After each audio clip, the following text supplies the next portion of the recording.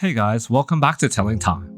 Today's video is another personal one because I'm reviewing one of the watches in my collection, the Seiko SNE583. This is a solar powered dive watch from Seiko's Prospex line that I've owned for almost 3 years now. It's compact, rugged, and surprisingly versatile, but where does it fit into a collection? Is it still worth buying in 2025? Let's dive into it. First, why did I pick up the SNE583? If you've watched my videos before, you would know that I like each watch in my collection to have a significant story or be tied to a major milestone in my life. But truth be told, I picked up the SNE583 on a bit of a whim. At this point in my watch collecting journey, I had my gateway entry with the Seiko 5 SRPD 55K, but my gripe with that watch was that it was simply too big and top heavy. The 42mm case and heavy watch head with the sharp crown guards dug into my wrist a lot, so I moved it on for a Seiko Mini Turtle. Looking back at it, I did actually love my blue SRPC 39J Mini Turtle. It was unique, well sized and reliable. But again, I found it a bit too chunky and top heavy with the unguarded crown digging into my wrist, so when I came across the SNE583 with its modest size and slim profile, I just couldn't help myself. Finally ending up with the SNE583, it felt like the perfect balance between rugged tool watch utility and clean style at a reasonable price point. Now let's talk specs. The Seiko Prospex SNE583 has a case size of 38.5mm, lug-to-lug of 46.5mm, slim thickness of 10.6mm, and a classic lug width of 20mm. Beneath the sapphire crystal is the classic Seiko Arrow handset with the counterbalanced seconds hand and a Submariner style marker layout with the circles and batons at 3, 6 and 9. It also has a date window at the 3 o'clock. The unidirectional rotating dive bezel features minute markings for that ISO certification, as well as numerals for each 10 minutes. And the highlight of the watch in my opinion is the concentric brushing pattern on the bezel insert. I also love the thick coin edge bezel that is featured on higher end Prospex models. It's easy to actuate and actually has very nice action.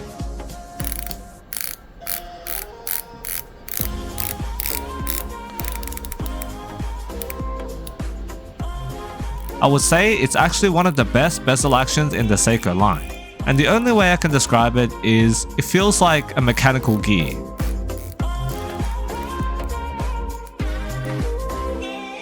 On the dial are the text Seiko, the Prospex logo, and Solar Divers 200 meters. Overall, I love the classic aesthetic of the watch, leading it to have a unique balance of tool-tastic feeling and classiness. The case is kind of like a flat baguette shape, finished with all brushing and highlighted with slim polished chamfers. Overall, the finishing on the watch just looks very sleek and neat.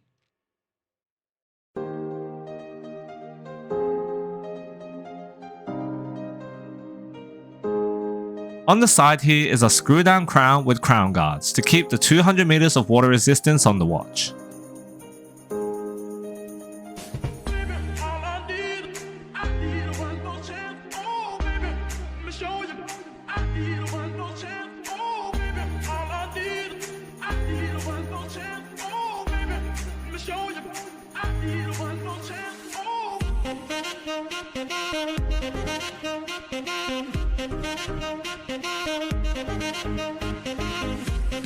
Flipping to the back, we see the rather slim screw-down case back with a bunch of text and a wave engraving on the center.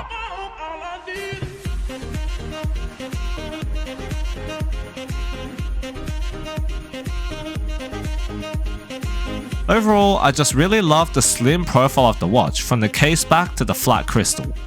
It feels like this watch has no unnecessary bulk and only provides the minimum of what it needs to meet the specifications. In fact, I wish a lot more watches were designed this way. The caseback protects the Seiko V147 solar quartz movement that has an accuracy of ± 15 seconds per month and charges 1 day of power reserve in 2 minutes of sunlight.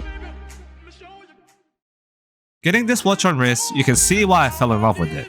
It wears super thin and comfortable on the wrist. That 10.6mm thickness is something you instantly appreciate if you're used to chunkier divers.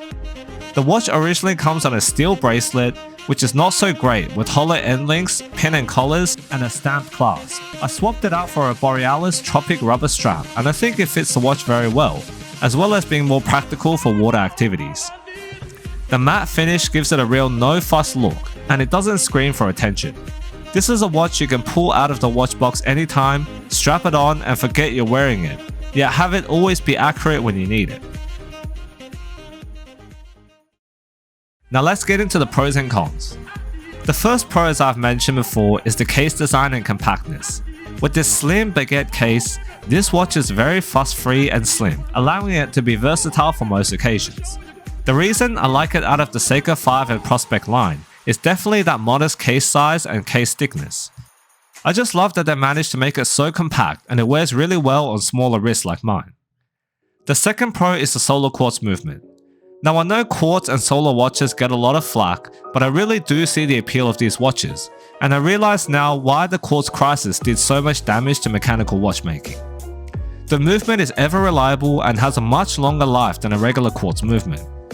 It works as needed, and yeah, there's really no downside to it, as you will almost never run out of charge if you wear the watch even semi-regularly. Another pro of the watch is its ISO certification. The watch is rated to 200 meters of water resistance, which is more than most people would ever need. And at its price point of $340, I feel extremely comfortable pushing it in water activities compared to more expensive divers. If your budget is limited, this watch will definitely be attractive as a real tool for timing in aquatic environments.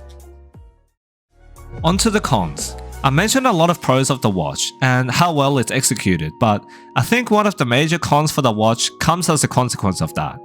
It has a pretty vanilla design, which some might find boring. Looking at the watch as a whole, it's pretty picture perfect, but it definitely misses some of Seiko's design flair, like your shark tooth markers on the monsters or midi turtles, or a special case like the Willard or Samurai.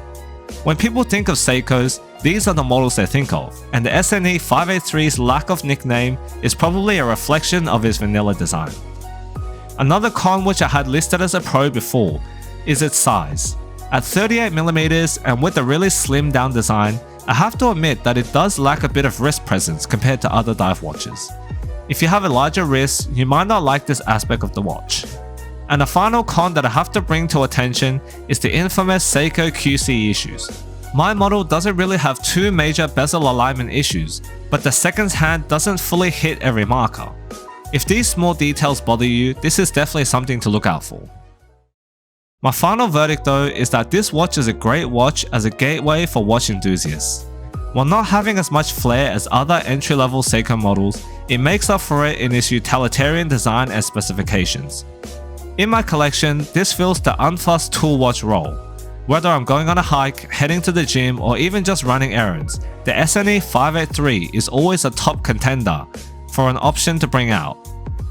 At its price point, this watch is definitely hard to beat, and for me, it serves as a reminder of where I started in my watch collecting journey, and something that always anchors me to Seiko as my first watch brand, and the journey of not only this watch but the Seiko brand in my personal collection has become a significant one now that I think about it, so I hope I never lose sight of that. Well, that was all for my personal watch review of the Seiko SNE583, but now I want to hear from you. What's your favorite solar watch model, and is there a brand that is significant to your collection? Let me know in the comments below. If you enjoyed this video, don't forget to leave a like, and if you're new to Telling Time, hit that subscribe button for more honest and independent watch content. Thanks for watching, and I'll catch you in the next one.